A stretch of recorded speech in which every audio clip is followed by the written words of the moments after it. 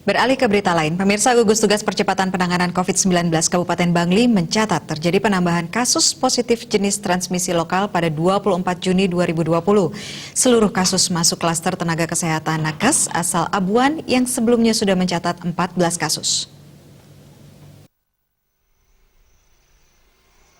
Humas Gugus Tugas Percepatan Penanganan GTPP COVID-19 Bangli, Iwayan Dirgayusa mengatakan ada 2 kasus positif baru yang dilaporkan. Keduanya merupakan warga desa Abuan Susut. Keduanya masih satu keluarga dan tinggal dalam satu pekarangan dengan 14 orang keluarga tenaga kesehatan nakes yang lebih dulu dinyatakan positif. Ia menjelaskan 2 warga yang dinyatakan positif tersebut masing-masing perempuan berumur 13 tahun dan laki-laki 23 tahun. Keduanya menjalani tes swab pada 22 Juni lalu bersama 14 orang lainnya yang lebih dulu dinyatakan positif. 2 kasus adalah hasil swab 22 Juni lalu. Dari 16 yang diswab saat itu yang keluar hasilnya 14 dan sekarang menyusul keluar hasilnya lagi 2 dengan hasil positif. Menindaklanjuti tambahan kasus tersebut, Dirgayusa mengatakan tim kesehatan dari gugus tugas akan melakukan tracing terhadap warga yang sempat kontak saat dengan kedua warga yang dinyatakan positif COVID-19 itu.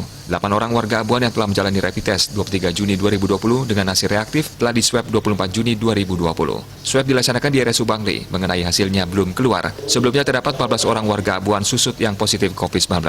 Ke-14 yang merupakan hasil pengembangan dari kasus tenaga kesehatan nakes asal desa setempat yang bertugas di salah satu rumah sakit swasta di Gianyar. Nakes tersebut lebih dulu dinyatakan positif COVID-19 beberapa waktu lalu. Nakes tersebut masih satu keluarga dan tinggal dalam satu pekarangan dengan 14 orang itu. Dayuswa Serina Bali Pos melaporkan.